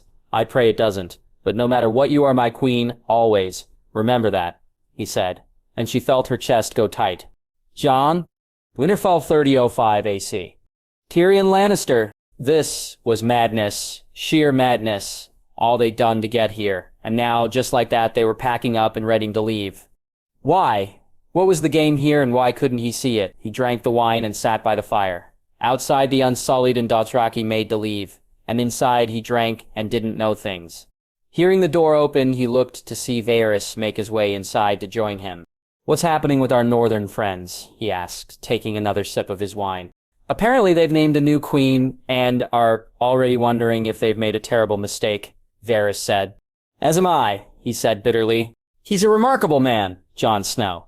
I have to say I'd have never expected the son of Ned Stark to be so politically astute, Varys said. Astute? He asked with a snort. The North doesn't want our queen, Tyrion. Jon Snow saw that, and so he's threatened to take her away. Will it bring the North to heel? I can't say, but it's the best play any of us could ever have made. We could have made them accept her, Tyrion said, and heard Varys tut, and he looked back to see him shake his head. What good would that do us? We lost our chance at that when we accepted Jon Snow's crown, Varys said. He knelt by himself, he said defensively, though it had been what he'd wished him to do. Yet we should have been there to pick him up off his knees. A king for a queen, Tyrion. That's what we should have proposed. Marriage gave us this kingdom, and the North couldn't have claimed she'd come to steal it. Varys said. Marriage? He had wanted that for her once, suggested it in Meereen, and yet not once when Jon Snow came did he suggest it once more. If anything, he had been relieved when Daenerys didn't bring it up herself. Why? He knew politics, how it would look, and what message it sent. A just woman and an honorable man, that was a tale to stir the hearts. Stark and Targaryen joined in marriage. If anything was more certain to stop people thinking she was her father, that would be it. Yet he'd not wished it for her, not wanted it, and as he wondered why the voice in his head called out, "He's not worthy of her. A bastard is no consort fit for a queen. Jon Snow is not better than you. You could make her happy. He doesn't deserve her. You do. He was a bastard," he said, drinking the remainder of his wine and pouring himself another glass. He was a king. Varys said. "You need to finish that. We'll be leaving soon." "I believe—" He watched as Varys walked to the door, the eunuch stopping to turn and look at him, Tyrion unable to figure out the expression on the man's face. "He's a remarkable man, Jon Snow. What he and our queen could do together, Tyrion. There is no limit to it, nothing that's beyond them, and it's our job to see it so." He took a large swallow of his wine and sat looking into the flames, his mind not cooperating and not seeing the picture he wished to see. "He wasn't the first to love you, and he won't be the last." The words feeling empty to him now, as if said by a different man in a different time. He hadn't known it then, not until he'd seen how she looked at Jon Snow did he know it truly, and even then he'd tried to deny it. Was that the true reason he'd not brought it up? Was it not that Jon Snow wasn't worthy of her, but that he feared deep down she loved him too? That unlike Dario or any other man, if he allowed it to happen, there'd be no breaking them apart. When she'd flown over the wall to rescue him, a part of him had cried and raged against it. Not for the danger it posed to her, though that was a part of it too, but because it proved it, simply, truly, and without doubt. It proved she loved Jon Snow, which proved more than anything that she'd never love him. If she married for duty, for politics or position that he could forgive, accept, and move on with, to marry for love, to marry a man who, yes, while he brought a crown, brought no name and had suffered scorn and abuse just like he. If she married Jon Snow, then it wasn't that Tyrion was a dwarf or a Lannister that made him unworthy of her. It was because he was Tyrion, the imp, the demon monkey that everyone thought he was. To lose her would be heartbreaking. To lose her to a bastard would be an insult to his very core. If she could love Jon Snow, then why can't she love me? He asked. The flames as he drank his wine. The Waterfall 3005 AC. Aegon Targaryen. Fucking Sam. He'd forgotten about it. That Dainty had gone to him to thank him for Targaryen and found out who he was. That had been part of the beginning of the tailspin, the first crack in the armor she had built around herself. It wasn't that she'd killed his father and brother, nor even that it had hurt her to see Sam in pain. It had set the thoughts in her mind that she was no better than her father, his grandfather, let it sit and fester, and he only hoped he'd cut it out quickly enough. He gave her his support unequivocally, left her in no room to doubt that she'd done the right thing, and he'd have been happy to stay there with her in his arms for the rest of the day. Rosier, though, was having none of it. His dragon wished to fly, and Aegon could feel him at the back of his mind, demanding him to do so. He tried to put him off, but the dragon and Dany herself weren't going to let him off that easy. It had been different, better, the feeling of the dragon in his head, and then the click as their bond formed. The first time he'd flown had been terrifying. This, though, was exhilarating, and Rhaegal's joy was clear to him as they swooped down and chased after Daemon and Drogon. When he'd landed, he'd thanked the dragon and told him it was time for his mother to know the truth. If she accepted, he swore he'd never let him fly without him. What had happened before would not happen again, not even if Dany rejected him. He'd see Greyjoy dead before he allowed him to hurt his dragon this time. It was hard looking to her, and knowing what he was about to do, to lose her again, was something he couldn't bear. But she had to know the truth. And so closing his eyes, he prayed that his gods gave him their favor still. "Jon?" he heard her say, and he felt the papers in his pocket, a secret hidden for 24 years about to be spoken aloud. "All my life I wished to know who my mother was. Lord Stark refused to tell me, and when we parted and I went to the wall, he told me that he'd tell me when next we spoke. Looking back on it now, I know the real reason why he wouldn't tell me before then. Lord Stark knew that once I swore my oaths, then his secret would be safe. His friend would face no challenge, and he'd never have to choose between blood and the brother he chose. "Jon, what are you saying?" she asked, looking to him. "I shall take no wife, hold no lands, father, no children. I shall hold no crowns and win no glory." "Oh, there's more than that, but that's the key part, you see. That's why I had to swear my life away, and that's my uncle wouldn't tell me the truth of who my mother was," he said, his voice bitter as he thought of the man he'd once considered the most honorable man alive. "Uncle, Lord Stark wasn't my father, Dany. He was my uncle. My father was Rhaegar Targaryen, and my mother his wife, Lyanna Targaryen," he said, looking at her and seeing the shocked look in her face. He moved to her, and she brushed him away, turning to walk from him. "Dany, wait," he said, pleadingly, and had to run to grab her. Drogon roaring when he did, and Rhaegal roaring back at him just as fiercely. "Dany, please."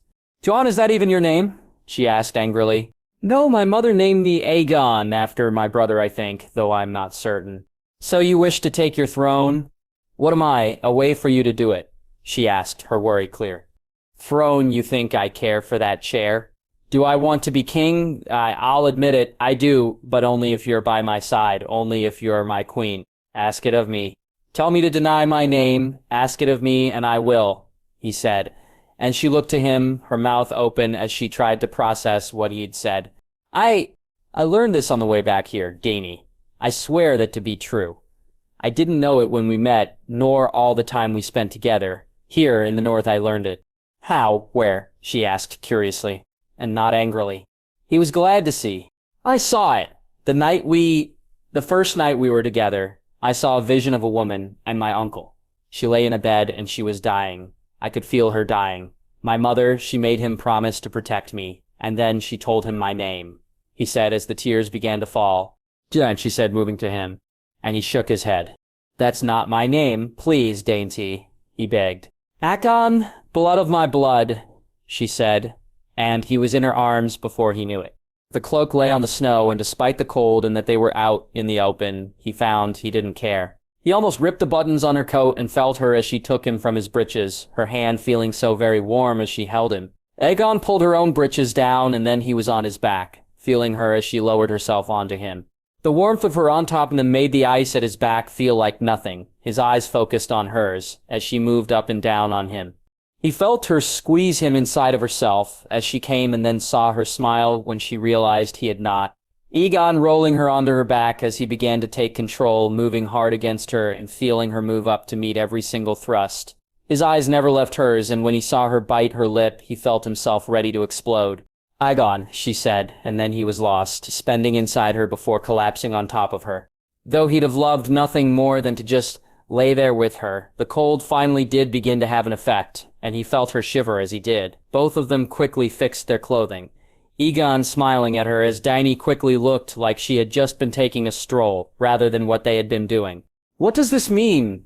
"Axon, for us, for me?" she asked, her eyes worried, and he reached out to softly brush her face. "Marriage is the best way to make alliances, and I love you, Dane, truly, with everything I've got." "Marry me?" he asked, and she smiled. "It's what you want?" she asked, though it was clear she could see it was. "More than anything in the world." It is.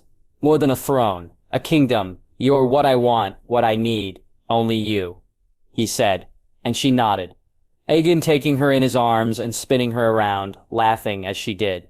He knew they still had more to talk about, and though he'd not wished to let anything intrude on this moment, there would be no other chance.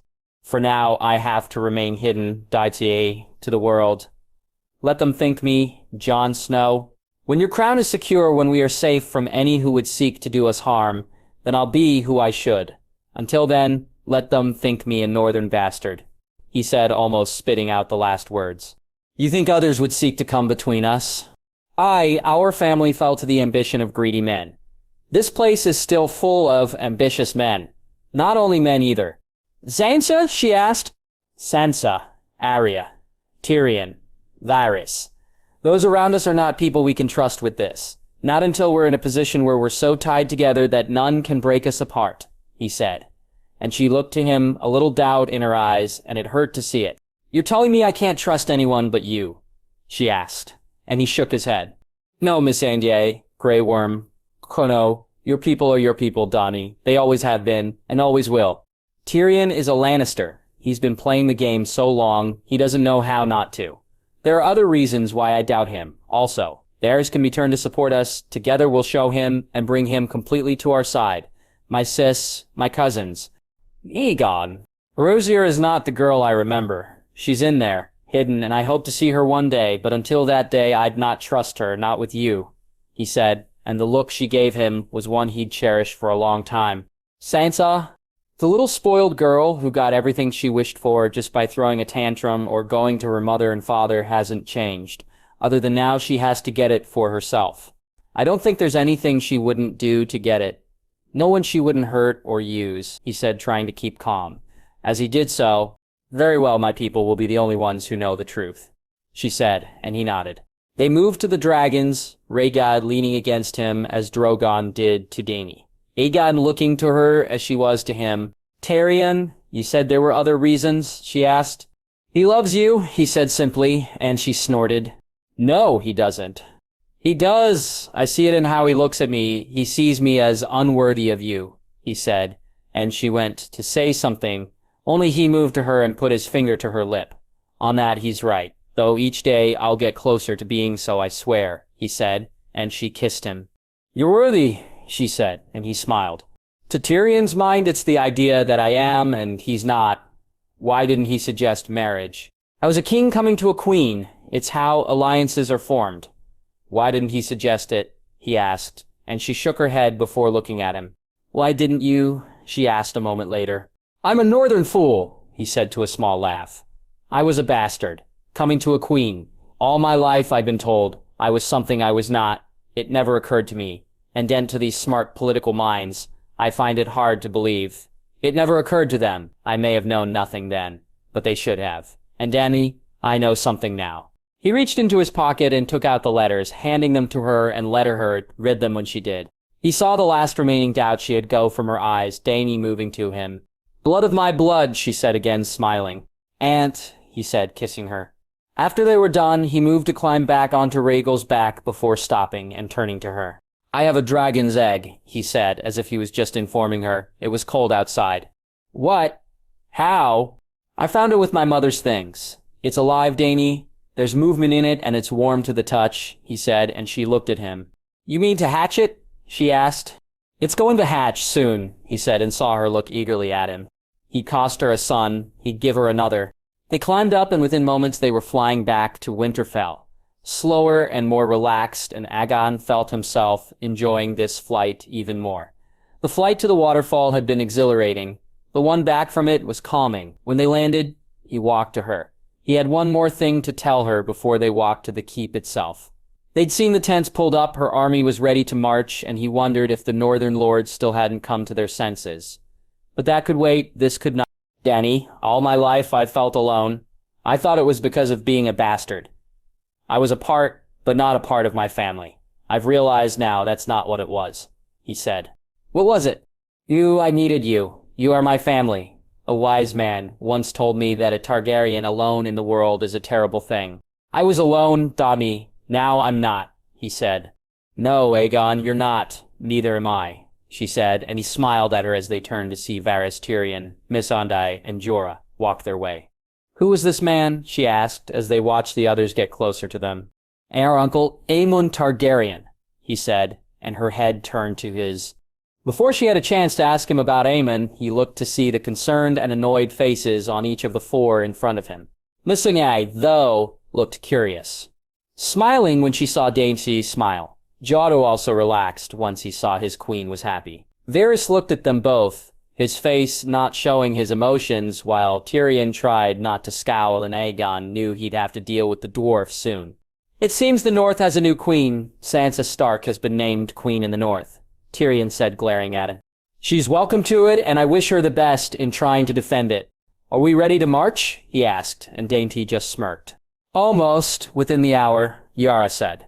Do you need anything else from here, my queen? He asked, and she shook her head. Then if you'll excuse me, I'll go and find Davos and Ghost, he said, walking away. He quickly found them both in the courtyard. Davos was speaking with some of Tormund's people. Aegon, seeing the woman and man, looked to him as he walked towards them. You heard? Davos asked. Are you ready to leave? He asked, and Davos nodded. The chest? I have it, Jon. Ned Umber has set off for Last Hearth, Jon. Davos said. Good, I'll meet him on the road. Cheer up, Davos. We're about to piss off a queen, he said with a chuckle. Davos smirking but shaking his head. You would leave us, King Crow, truly? The woman said. The free folk are under my protection. Harla, you and yours are welcome to join me and our queen. We travel with her army, her dragons, we have food and tents available. Spread the word and make ready to leave. The North comes to its senses or falls to the Night King. There is no third option, he said, and Harla nodded before running off, her face far more relaxed than it had been a moment earlier. Davos said nothing for a few moments. Aegon feeling him looking at him. The man, though, was not questioning him outright, but he knew he had questions. Speak your mind, Davos, he said. Is it really worth this? Just to make a point, Jon? I was stabbed by people I trusted, Davos, for doing the right thing. Remember what you told me when I woke up, when I told you I'd failed. Aye, good. Now go fail again, Davos said. I'll never fail again. Never, he said, as he walked away. He saw Lord Wyman, Lady Mormont, and some of the others look at him. Bran sat in his chair, though where the others were, he had no idea. Sam was off sulking somewhere, no doubt. Rosier was now a mystery to him, and then he looked up to the walkway and saw her. Sansa looking every inch her mother's child. He was about to say something when he heard the footsteps behind him. Grey Worm and some more of his Unsullied with him, and he chuckled, thinking his queen had been worried about him. Queen Daenerys is ready to leave, Jon Snow, Grey Worm said simply. Aye, good. We should go then, he said, turning away and moving towards the gate before stopping. When he did, he saw the smile on Sansa's face, a smile he knew far too well. If he thought she'd looked like her mother before, then she looked even more so now. That smile was one that Lady Catelyn would wear when she'd gotten her way, when he'd been refused something, or when he'd held back in a spar so Robb had beaten him. Back then, he was too afraid to wipe it from her face. Here now, with Sansa, he was not. An army marches this way. An army I came back to help you all beat. An army I brought a queen to you to help you beat. I see you have a new queen now, so me and mine will take our leave and bid you farewell. I wish you all good fortune in the war to come. You'll need it, he said, and turned to walk away, whistling and soon being joined by Ghost, who walked beside him. Jon! Jon! He ignored the voice of the woman he'd thought a sister once, the woman who now called herself a queen. She was not his queen. She would never be his queen. As he walked out the gate, he saw her, sitting on her horse, her white coat and silver hair standing out just as much as her smile did when she saw him. He walked over to her and climbed up onto his own horse, Dany looking at him, and as they rode away from Winterfell, her turned to her. My queen, he said softly. Winterfell 305 AC. Yeah. What he had said to her, it couldn't be true. And yet, he was Jon, and Jon had never lied to her. Out of all of them, he was the one person she could truly say that about. Even were that not so, her training would have picked up on it. She'd have felt it if he was lying to her, and he had not been. Seeing him again brought up emotions she'd never thought she'd feel again. He was her brother, the one person in the world who had loved her without thought, without question. Jon was who she'd go to when she had happy news to share or sad news that she needed to be comforted about. If she was scared of a night storm or the howling wind, it was to his bed she'd go, and not once did he ever turn her away. Instead, he'd hold her tight, and whatever worries or fears she'd have would disappear as she lay in his arms. In all the years that she'd been away, it was him she thought the most on. True, she thought of her mother, her father, Robb, Bran, and Rickon too. She even thought of Sansa. But Jon was her constant, her one true thought, and the one person she most wished to see. As she walked from the Godswood, she looked down at the sword needle. It had protected her, saved her, but more than anything it had kept her being herself and not completely becoming no one. Needle is Jon's smile, she said softly as she looked at it. A smile he usually reserved for her. A smile she'd longed to see, and yet, when she had it had filled her with apprehension. What would he think of what she had become? Of the things she had needed to do? Would he think her a monster? Would he turn away from her, look at her like they all had looked at her once? Was he still her Jon, or was he like the rest of her family, lost to her? Once again, just like when she was a girl, he'd put her fears at rest. Jon accepted her and told her she was right. While she'd not told him the full extent of what she'd done, Just hearing him say the words, knowing he'd understand if and when she told him was all she needed to know. From there, though, it had all gone wrong, and so she had done what she always did now. Arya had hidden in the shadows, and she'd watched. After a day, the time for watching was now at an end. "I wish to see my sister," she said to the guard who'd actually stopped her from walking into what had once been her father's room. "The queen doesn't wish to be disturbed." "Tell her that I wish to see her, now," she said. And the look she gave the man did what her words did not. As she entered the room, she looked at Sansa sitting at the desk her father would sit at. The image she presented was so much like their mother, and yet it felt wrong to her. This had been her father's place. Her mother's solar was much different. Arya had never been frightened when she was brought here. Something she couldn't say about the other. "What are your plans, Your Grace?" she said, her voice full of bite. "You're not happy?" Sansa said as if she was surprised. "Why would I be happy? When I arrived you asked me if it bothered me that you were Lady of Winterfell. It didn't. This does," she said, and Sansa looked at her. "Jon gave up his crown," Sansa said. "He did, though it seems you couldn't wait to pick it up." "I didn't ask for it," Sansa said, and Arya shook his head. "No, wanted it though, didn't you? Again, what is your plan, Your Grace?" "I've sent riders to speak to Jon. They carry a letter asking for an alliance," Sansa said, and Arya snorted. "Why would he do that? Why would his queen?" she asked, seeing Sansa stiffen when she said queen. "I could legitimize him, give him our name, then he and the queen could marry," Sansa said snootily. "I don't think he needs or wants your permission for anything, so, again, what's your plan?" "Sansa, how are we to survive the army of the dead?" she asked, and Sansa shook her head. "If there is even such a thing," Sansa said a moment later. "Have you spoken to Brienne?" "No, why?" Sansa said. "You should. Maybe you should think, before you act, Sansa. Do so quickly, because Jon isn't coming back and his queen won't stand in front of another. So the question you should be asking is, what is your crown worth? For Jon, it wasn't worth the North. We'll see if you feel the same." She turned to walk away and heard her sister mumble, turning back quickly and catching her by surprise. She asked the question she wished. "What happened to Rickon?" she asked before Sansa was ready, her sister's eyes flicking from side to side. "I told you Ramsay Snow killed him," Sansa said, and Arya nodded. "Oh, it's a pity Jon didn't have more men. Maybe our brother would have lived. Then he'd be the king, I suppose," she said, seeing once again the look in Sansa's eyes.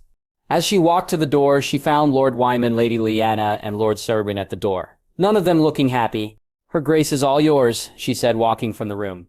She made her way to the forge and found he wasn't there. The stupid bull had left too.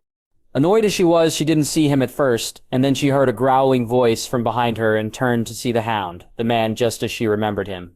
"He's left with the others, Wolf Girl," the Hound said. "Who?" she asked, trying to lie and finding to her surprise that the Hound saw right through it. "The bastard Smith." "Oh, him," she said, and he laughed as she tried to be nonchalant, something she'd never been able to pull off. "Your sister is a fool. You should speak to her before she gets you all killed," the Hound said, his voice far more serious now. "She believes my brother will return," she said to a chuckle from the scarred man. "As I said, she's a fool. He's not coming back. If she and they want him to, it'll cost them a crown." "Why are you still here?" she asked. "It's a long way back south. I wanted something warm in my belly and to sleep under a roof one more night. I'm leaving as soon as my horse is shod." "You could stay," she said, and he laughed once again. "I've seen what's coming for us, trust me. I'll not stay anywhere, unless the Queen and your brother are here with me." He stood up and moved to walk away. "Why do you follow her?" "Who said it's her I'm following?" he said as he moved once more, and she reached out to stop him. "You're following my brother?" she asked, confused. "I'm following them both. Your brother is a crazy fucker. He's mad, and he'll rush into danger without thinking. But he'll fight, and thanks to him, I'm still here. Thanks to her, also." She listened as he told her of the trip beyond the wall, how they were fucked until the Queen flew in on her dragons, how to buy them more time to get on. It's back. Jon had fought through the Whites. When he told her how the dragon had been lost, how Jon had shouted at them to leave and then been dragged down into the ice when they did, Arya felt more hatred for the dead than for any living thing she'd ever had before. 6.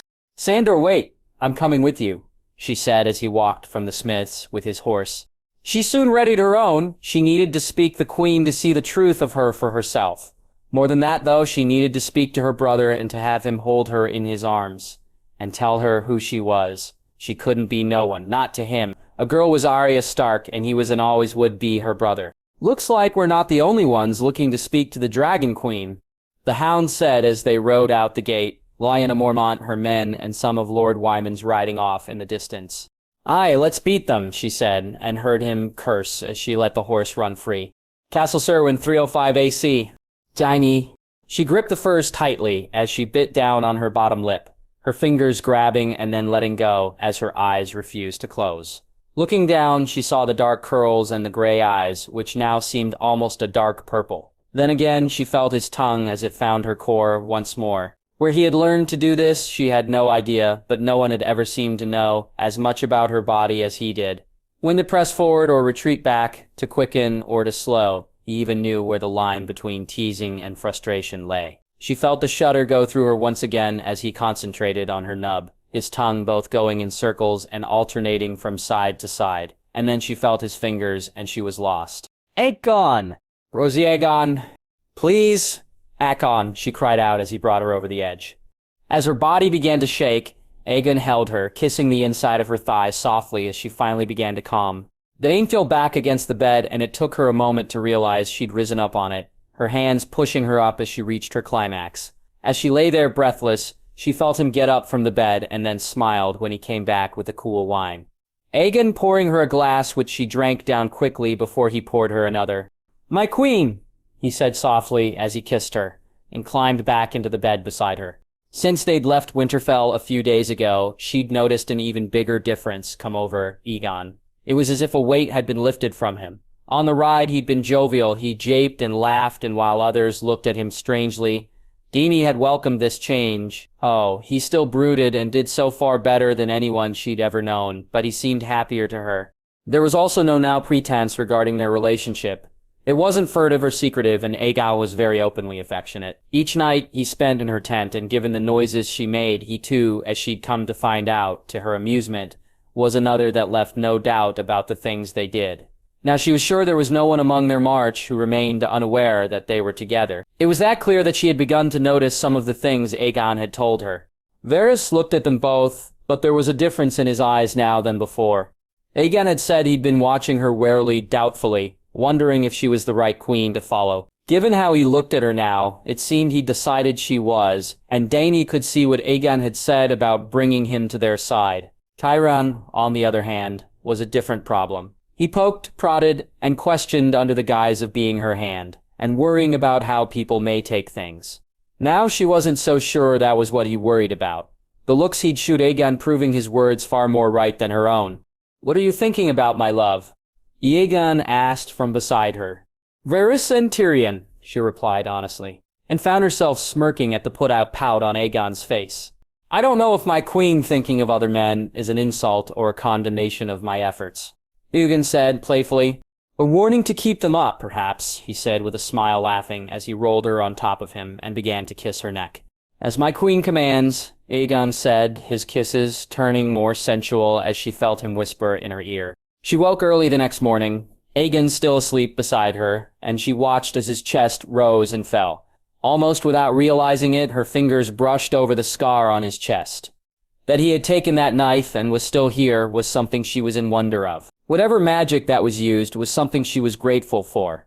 Aegon had been right about something else, also. Aegon Targaryen alone in the world was a terrible thing. Dany was more than happy to not be alone anymore. "Dany," Aegon said as he woke up, and she chuckled.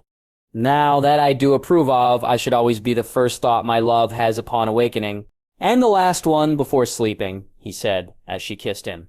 "Are you ready for the day?" she asked, and he nodded. "Tyrion won't be happy," he said. "Then it's just as well he's not queen," she said. "He'd look terrible in your dresses," Aegon said, forcing her to laugh loudly. The image was still in her head when they broke their fast, and Tyrion walked in. Aegon looking to her and raising his eyebrows, making her burst into giggles. "My queen?" Missandei asked, and Dany leaned in to whisper it in her ear, her friend also finding herself giggling when Tyrion sat down. They were soon joined by Varys, Ser Jorah, and Ser Davos, and were eating when Grey Worm came in, her commander coming straight to her and telling her there were riders heading this way. An attack? She asked, and the Unsullied shook his head. Riders from north, Grey Worm said. Finishing quickly, they had the meals taken away, and left the tent to see who Sansa had sent after them. The men were all gruff, and when they looked to her, they glared. Dainsey's own look back at them, nowhere near as fierce as Aegon's. The leader of the men walked towards her once he dismounted. Grey Worm, Ser Jorah, and Aegon all moved their hands to their weapons, as one and Dainsey wondered if the new queen in the north would be so bold or so stupid to try something like that. I bring you an offer from our queen, the man said brusquely. Then you'll refer to my queen as your grace, or have you forgotten manners, like the woman you serve? Aegon said, looking at the man. She's not my queen, Snow, the man sneered. It was a mistake to do so. Aegon moved swiftly, his hands a blur as he beat the man to the ground, Longclaw drawn in an instant when the others moved. Dany held her hand up for Grey Worm and Jorah to stand down. She knew they'd move if needed, but looking at how Aegon was standing, they were anything but. Now, I'll say it once more. You'll refer to my queen as your grace. Am I understood? Forgive me, your grace. I meant no disrespect, the man said through bloodied lips, even though he had indeed. Dany felt the beating he'd taken would ensure he never would again. You are forgiven. Now what is this message your queen wishes you to give me? She nodded to Aegon, who let the man up, and then he took the letter from him and moved to her. Aegon handed her the letter, and Dany looked to see if he was hurt or still angry. Finding he was neither, she opened the letter and read it before handing it to him. Aegon's anger was clear, though it was laughter rather than anything else that he answered it with. Your grace? Tyrion asked, overly eager. Turning from the men, she walked into the tent with her advisors, and then finally Loching following after her. Dany hearing him tell the man he'd have his answer in a moment. While Tyrion and Varys asked her what the letter said, Dany looked to the entrance of the tent and waited for Aegon to enter. He was chuckling when he did so, and when she looked to his face, she saw once again that deep, dark purple of his eyes. Your grace, Tyrion asked almost irritably. The queen in the north is willing to legitimize her brother, allow him and I to marry, and to enter into a trading agreement with the Six Kingdoms. In return for my armies, my dragons, and I'm not sure if I'm actually included in this. Her brother helping the north deal with the threat it faces, Dany said. Hey, I don't think your participation personally is required. Even in this, Sansa still can't help herself but be disrespectful, Aegon said angrily. Perhaps we ought. Tyrion began, only for Aegon to cut him off. What think of it? Do you think I care about legitimization or need anyone but my own queen's permission to marry? I held a crown Tyrion. I could have named myself Jon Stark at any point. I did not. Sansa may call herself a queen, and by now may even have had a crown made, but I am not one of her subjects. I swore no oath to her, and I've never knelt to her. Daenerys Targaryen is the only queen I've done both to and the only queen I serve, Aegon said, and Dany felt her heart soar at his words. She looked to see Grey Worm, Jorah, Missandei, all looking at Aegon with a little more understanding. All three of them knew how she felt. Missandei because she had confided in her, Grey Worm because Missandei told him everything, and Jorah because she'd asked him to protect Aegon as if he was protecting her. Though there were no true doubts about how Aegon felt about her, each time he did something he won them over even more. Missandei, can you get me some paper and some ink? It seems I've got a letter to write. Missandei moved from the tent and was back no more than a few moments later. Dany sat down and began to write, smiling as she did so, and showing Aegon the letter when she'd finished. Leaving the tent, they walked back outside, and she handed the letter to the man Aegon had beaten. Seeing now firsthand just how badly beaten he had truly been. For your queen, Dany said. Thank you, he gulped, and she caught Aegon moving towards him. Your grace, he added, and was on his horse in the blink of an eye, quickly riding away. Do you think she'll like my words, Jon Snow? She asked, hating to call him that name now. Who cares what she likes, my queen? Aegon said with a smirk. When they got back to the tent, she felt now was as good a time to tell them of her and Aegon's plans, shutting down the arguments which came from Jorah, Varys, and especially Tyrion. Missandei kept her thoughts to herself, but Dany could see her friend was worried about her. Despite not wishing it, she allowed Tyrion a moment alone before they were ready to head off. Speak your mind, Tyrion, she said curtly. Your grace, I believe this to be foolish. Once again, you're flying into danger. And for what? The North has made it clear we're not welcome here. They've named a new queen. Why risk yourself to help them? Jon gave his word to Lord Umber and to the free folk, and I gave mine to him. Since we've come to the North, Jon has shown what his word means to him, even going against his family because of the oath he swore to me. If I cannot hold just as true to my word to him, then what does that make me? The queen, Tyrion mumbled before looking to her. Jon Snow vowed to bring the North your grace. He did not. I take that as a breaking of those vows, and as such, we're not obliged to live up to any we may have made. When enough people make false promises, words stop meaning anything. That's what Jon said when we met your sister.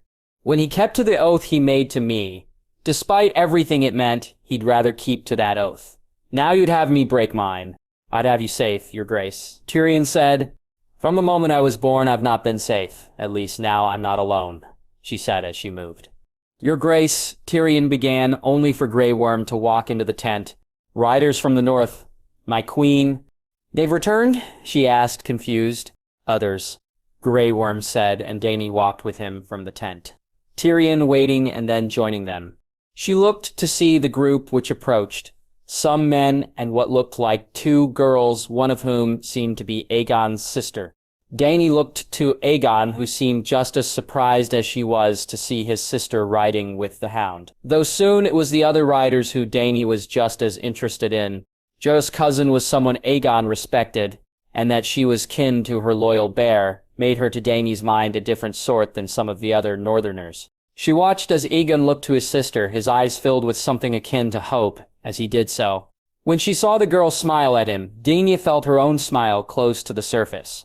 Only her queenly duties keeping her from allowing it to break free. "Lady Arya, Lady Mormont, what brings you here?" she asked, when both girls were standing in front of her. "I bring an offer, your grace from the North," Lady Lyanna said. Castle Serwyn 305 AC. Aegon. He had to laugh at the offer Sansa had sent, though he'd give her some credit for thinking of it. Maybe in another life, he'd have welcomed it. To be a Stark had been something he'd wanted all his life. After he was crowned, he'd not named himself so because it would have proved her right. It was bad enough that he was taking a crown that she'd have felt belonged to her children. He'd not take Winterfell or name himself something she'd have never have accepted. He'd not prove her words right.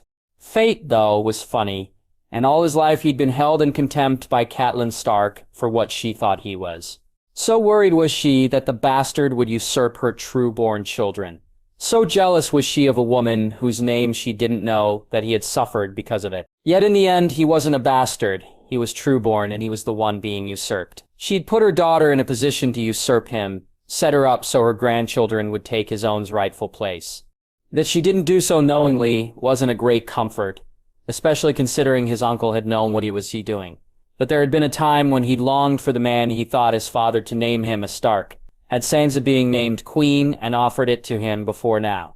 Then he'd probably have accepted and done so gratefully. Of course, he'd learned just how wrong he'd been in his view of the world since then. Now it, and the offer to allow him to marry, was pitiful, pathetic, and after reading what his queen had written, he'd have given anything to see Sansa's face when she got her reply. "You look happy, Jon," Davos said from behind him. "I will be heading to Last Hearth and Carehold later to the mountain clans also," he said. "Good, you'll be going to the Wall?" Davos asked worriedly. "At least to look at it, aye." Before the man had gotten a chance to ask any other questions, they saw riders heading their way, and Aegon sent Grey Worm for Dany. He had been surprised to see Arya and Lyanna Mormont, hopeful when his little sister smiled at him, and even more so when Lyanna said she brought an offer from the North. Aegon, knowing that this one would be far different than the one Sansa had sent. "Why did you come?" he asked Arya, who looked at him worriedly. Axon, realizing he'd sounded as if he didn't wish her there. "Not that I'm not grateful you have," he added quickly, as they walked to the tent. "I wish to see you, Jon. I wanted to spend time with my brother and his queen. I want to see what it is that makes you believe in her so." "Speak to her people, Arya. Any of them? Grey Worm, Missandei. Talk to the woman of the Dothraki, or the men of the Unsullied. You'll come to see her as I do. I'm glad you're willing to try," he said with a smile. "You were right, Jon. You've not forgotten about family." "I don't want to either," she said, and he reached out to muzz her hair, forgetting that she was almost a woman grown.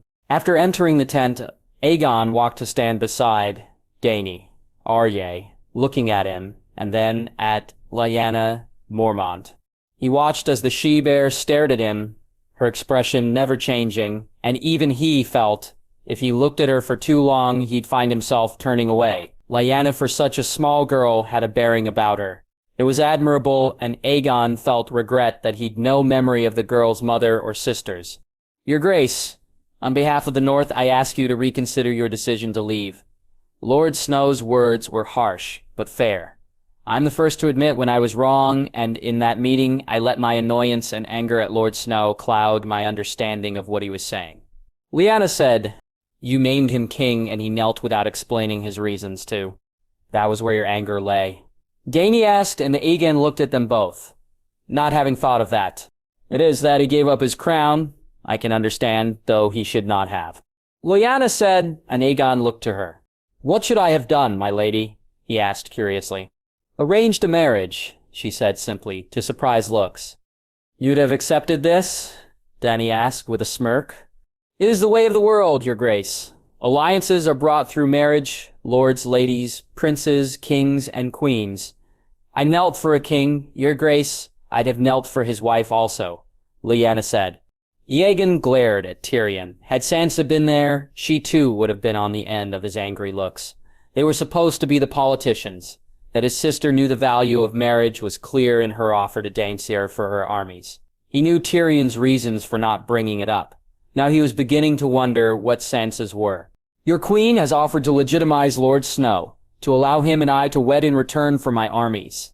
Dainty said, and while Aegon looked to see Arya's frown, he heard Lyanna Mormont snort.